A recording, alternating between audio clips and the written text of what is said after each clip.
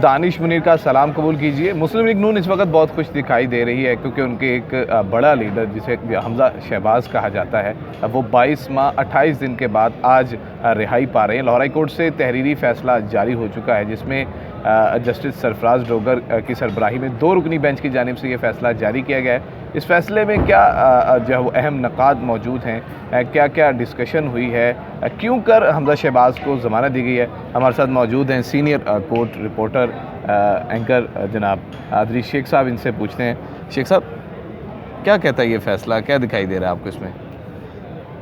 एक नॉर्मल सा ये फ़ैसला है। फ़ैसला इसलिए ये बड़ा करार दिया जा रहा है कि ये एक पाकिस्तान की बड़ी जो एक सियासी जमात है उससे ताल्लुक़ रखने वाले एक बड़े लीडर का है। अपोजिशन लीडर पंजाब असम्बली का है जो कि साहबजादे हैं साबिक़ वज़ीर-ए-आला पंजाब और मौजूदा अपोजिशन लीडर और 3 बार वज़ीर-ए-आज़म रहने वाले नवाज़ शरीफ के भतीजे हैं।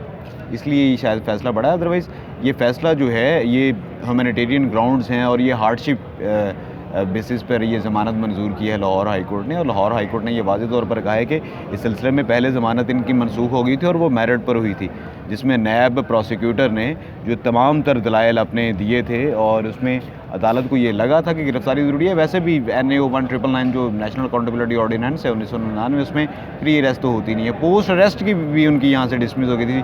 अदालत उस्मा गए, अदालत उस्मा ने दोबारा ये केस रेफ़र किया, रिमांड किया लाहौर हाई कोर्ट को। तो लाहौर हाई कोर्ट ने हार्डशिप बेसिस पर ये जो है ज़मानत मंजूर की है हमजा शहबाज की। इसमें कतई तौर पर केस के मेरिट का जिक्र नहीं है। इसमें कतई तौर पर ये नहीं है कि करप्शन के हवाले से जो है इल्ज़ामात साबित करने में नायब प्रोसिक्यूटर नाकाम रहे, ये कतई तौर पर बात नहीं है। हार्डशिप बेसिस पर दिया है। उस पर जो रिमार्क्स हैं फिर अदालत के आप रिमार्क्स दीजिए, प्रोसिक्यूशन के रहम करम पर नहीं छोड़ा जा सकता, क्योंकि ये इस तरह से है कि अगर केस मज़ीद डिले होता है तो एक बंदा वो जेल में गलता सड़ता रहता है कि ये बात। दूसरी बात ये कहा बात कि ये जो दलाइल दिए गए थे हमजा शहबाज के वकला की जानिब से कि 5 साल के बाद जब ट्रायल उनको बरी कर देगा तब वो किससे जाकर हिसाब मांगेंगे। तो बरी कैसे करेगा? जिस तरह आप कह रहे हैं कि करप्शन के इल्ज़ामात की तरदीद नहीं की गई और हार्डशिप के ऊपर है, जब पहले एक बेल जो है वो मेरिट पे कैंसिल हुई है तो अब फिर किस तरह बेल बनती थी? और जो उसमें तज़किरा किया गया था नए प्रोसिक्यूटर ने दौरान समाअत के हमजा शहबाज ने बाकायदा तौर पर एक नेटवर्क बनाया हुआ था जिसके ज़रिए मनी लॉन्ड्रिंग का सिलसिला जारी था और वो पेश भी किया था और वो सारी चीज़ें। ये बातें जो हैं मेरिट पर तो होंगी, लेकिन हमारे मुल्क में जो हैं वो इदारों की तरजीहात भी बदलती रहती हैं मुख्तलिफ सियासी जमातों के आने और जाने से। अभी आज जिस हुकूमत में जो करप्ट है हो सकता है 5 साल के बाद वो सादर और अमीन और जो आज सादिक और अमीन है वो 5 साल के बाद दुनिया के सबसे करप्ट तरीन लोग हों, उनके खिलाफ प्रेस कॉन्फ्रेंसेज हो रही हो, अखबार में लीडें सुपर लीडें चल रही हों, TV के ऊपर ब्रेकिंग न्यूज़ चल रही हो, फट्टे घूम रहे हों। तो बात यह है कि इदारे जब वो सियासी तरजीहात के साथ साथ बदलते हैं तो उस वक्त जो है अकाउंटेबिलिटी के ऊपर भी सवालिया निशान आता है। तो एहतसाब जो है इसलिए शायद आप मुझे ये बता दीजिए, एक एहतसाब का इदारा हो, मुल्क का सुप्रीम एहतसाब का इदारा हो और उसका सरबराह जो है उसका तयन जब सियासी शख्सियात करेंगी तो आप सियासत को कैसे साफ़ करेंगे उस इदारे से? तो मौजूदा जो चेयरमैन नायब हैं उनका तयन किसने किया था? उस वक्त के जो वज़ीर-ए-आज़म थे पाकिस्तान के, उन्होंने अपोजिशन लीडर जो कौमी असम्बली थे एक पीपल्स पार्टी के थे नून, वो दोनों मिल बैठ के दोनों सियासी शख्सियात मिलकर एक बंदे का तयन करेंगी तो आप उसमें से सियासत को नहीं निकाल सकते। तो ये फ़ैसला भी अभी सियासी जो मंजरनामा है उसको तब्दील करने जा रहा है।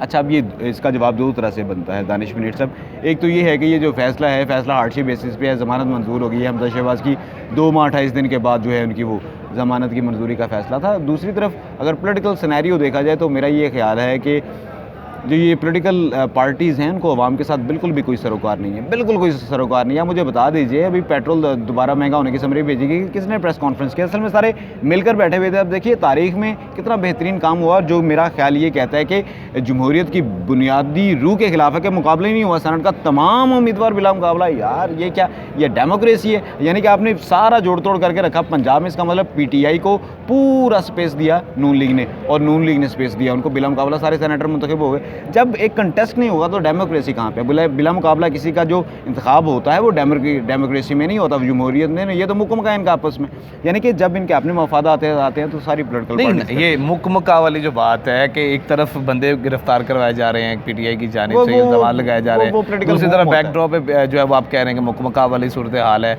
और अगर अदालतों की कार्रवाई में देखा जाए जो जिस सहारे पे ये पॉलिटिकली गिरफ्तारियाँ हो रही हैं जिसको नून लीग बार बार कहती है कि पॉलिटिकल विक्टिमाइजेशन हो रही है, तो उसमें देखें तो फिर इसका मतलब है जो प्रोसिक्यूटर्स के मरहूने मिन्नत नहीं छोड़ा जाता इस फैसले में, जो मेन चीज़ जो अगर देखी जाए तो इसका मतलब है कि प्रोसिक्यूटर नाकाम है इनकी करप्शन साबित करने में, और वो अदालत के रूबरू तरीके से ये करप्शन साबित करना असल में ये काम है नीचे ट्रायल कोर्ट में। ट्रायल कोर्ट में वो जो प्रोसिक्यूटर हैं वो दलाइल देंगे, इनके अपने वकील भी दलाइल देंगे। ये भी एक चीज़, अगर ट्रायल कोर्ट का जिक्र कर रहे हैं तो ये भी कहा गया कि ट्रायल कोर्ट के जज के ना होने की वजह से मुतअद्दिद बार समाअत मुलतवी हुई और इसका कसूरवार हो जाता है, मुल्ज़म को नहीं करार दिया जा सकता।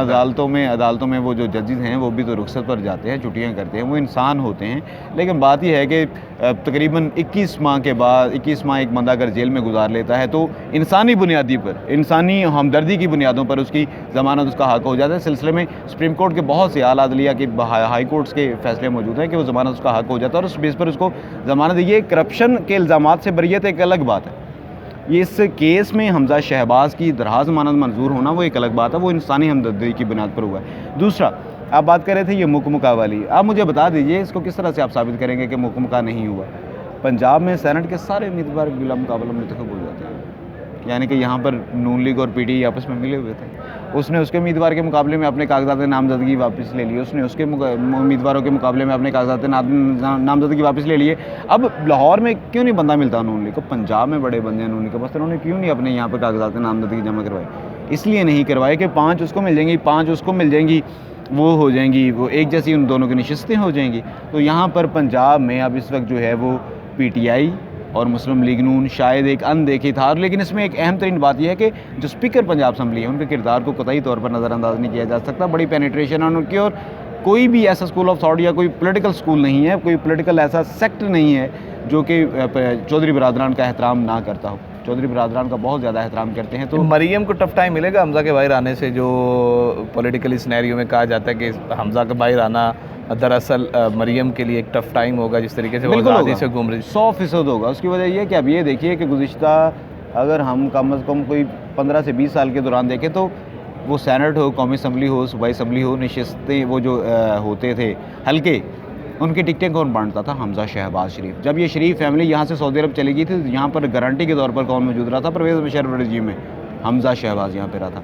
लाहौर में होने वाला पीटीएम का जलसा देख लीजिए, वो हमजा शहबाज और शहबाज शरीफ का फैक्टर को वो डिलीट अगर आप उसमें से कर देते हैं तो वो जलसा भर जाता है। अदरवाइज वो यहाँ पे लाहौर के मरियम हमजा के बगैर कुछ नहीं है। मरियम असल में साहबजादी हैं नवाज़ शरीफ की, ये उनकी पहली क्वालिफ़िकेशन है। बाकी वो पॉलिटिकली कितनी स्ट्रॉन्ग हैं ये तो शायद एक आधा इलेक्शन अगर उनकी सरबराही में गुजरेगा तभी उनकी वो सियासी बसीरत का पता लगेगा। लेकिन शहबाज शरीफ की जो ग्रिप है और उसके बाद हमजा शहबाज की जो यहाँ पर मुख्तलिफ इदारों में जो ग्रिप है, जो MPs MNS पे ग्रिप है, उससे इसका इनकार नहीं कर सकते। देखिए, हमने तो यहाँ तक सुना कि अगर किसी महकमे में भर्तियाँ निकलती थी तो वो बराह रास्त फैसले होते थे। तो अगर एक बंदा, और इसको ले जाइए आज से 20 साल पहले, अगर एक ASI भर्ती किया गया था आज से 20 साल पहले, तो आज वो कहाँ पर होगा? वो मेरा ख्याल है उसको DSP के लेवल तक उसको आ जाना चाहिए। तो जब DSP जिनके अपने भर्ती किए हुए ज़ाती बच्चे होंगे और इसी तरह से एजुकेटर्स में आ जाए, 17वें 18वें ग्रेड के हज़ारों लोग पंजाब में हैं, तो फिर इनकी ग्रिप तो हुई। अच्छा, यानी कि ग्रिप होगी और पॉलिटिकली फ़ायदा भी होगा। हमजा शहबाज के बाहर आने से एक मुस्लिम लीग नून दोबारा से मजबूत होगी, और जिस तरीके से ये सारा सिनेरियो क्रिएट किया जा रहा है, मरियम और हमजा मिलकर जो है वो हुकूमत को टफ़ टाइम देने के लिए तैयार होंगे, और इसीलिए आज कबरबस्ता हो के वो मैदान में उतरेंगे। और हमजा शहबाज जो है वो बाहर आने पर मुस्लिम लीग की खासे खुश दिखाई दे रहे हैं। और अगर इस फैसले को देखा जाए, 7 सफ़ात पर मुश्तमिल फैसला बहुत ज़्यादा अहम है। इसके बहुत ज़्यादा दिगर जो पहलू उस पर भी रोशनी डालते रहेंगे। अब तक के लिए इजाज़त दीजिए। खुदा हाफ़िज़।